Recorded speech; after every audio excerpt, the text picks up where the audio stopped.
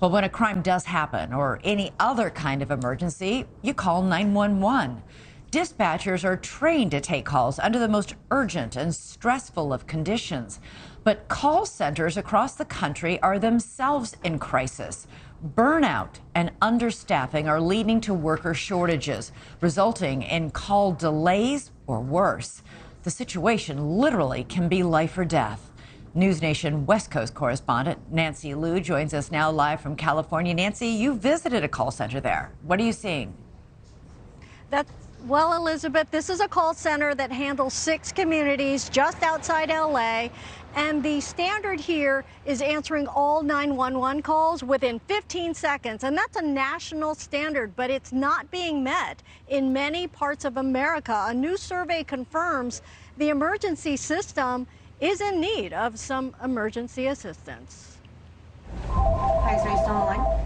At the South Bay Regional Public Communications Authority, dispatchers handle well over 100,000 911 calls a year. Current staffing is at 88%, and Executive Director Ross Clunn knows it's a healthier situation than most. Some call centers have fewer employees than job openings. So the phones ring and ring and ring, and folks are put on hold for an exorbitant amount of time, or in some extreme cases, calls don't get answered at all, and the callers get frustrated and hang up. Clunn has been offering bonuses and recruiting incentives, tactics that have worked. Recruitment is a challenge all over the country. Why is that happening? It's a difficult job. I think it's more difficult than people even realize when they apply and they start training. It's very stressful. The stress is far higher now than when the system debuted in 1968. A new industry survey by the National Emergency Number Association and call management company Carbine confirms a system in crisis. 82% of 911 centers are understaffed, and 74% of those staffers are feeling burned out. We are throwing the white flag.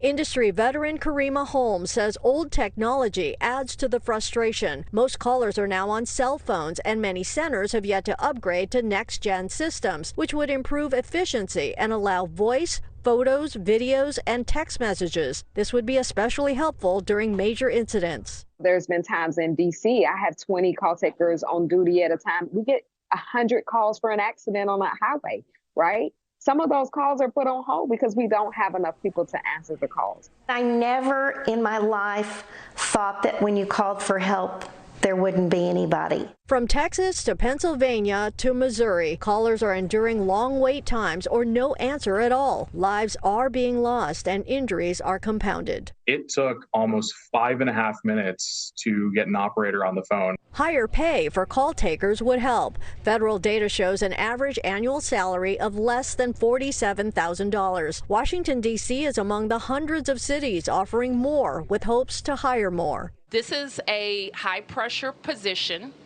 and I want to make sure residents recognize that it is in a critical public safety position. A silver lining of the survey is that most call takers find the job fulfilling. I think that's huge in a job that is very stressful. We do not want to lose more people. We need those folks to answer the call.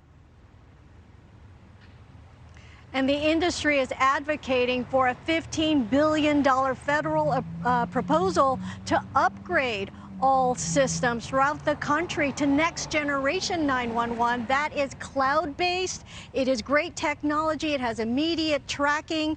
And it's technology that veterans hope will attract more young people to consider it as a career. Elizabeth. All right, because we sure need someone to pick up that phone when you call 911. Nancy, thank you so much. Thanks so much for watching. Go to joinnn.com to find NewsNation on your television provider. And don't forget to click the red subscribe button below to get more of NewsNation's fact-driven, unbiased coverage.